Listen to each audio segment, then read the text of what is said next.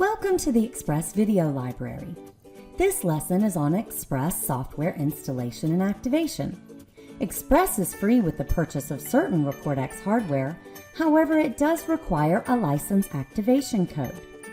If you did not receive an activation code from your school or district IT administrator, you can visit us online at our help desk to submit a ticket. Complete the required information and our support team will respond as quickly as possible. Now let's install Express. Navigate to www.recordxusa.com. Select Express from the menu bar and scroll down slightly. Select Download.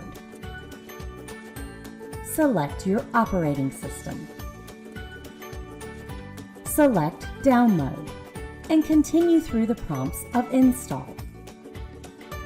The software application will walk you step by step. The License ID dialog box is the place for you to enter the activation codes that you've received. If you do not have one yet, use our 2-week free trial by selecting I do not have one. If you have one, select I have a software license and enter your ID and password. If you have a district IP license, you would select I have a network license. Select the choice that's applicable for you. The first time you launch the application, you may be prompted for your license one more time, so keep it handy. Follow the prompts until you see Finish.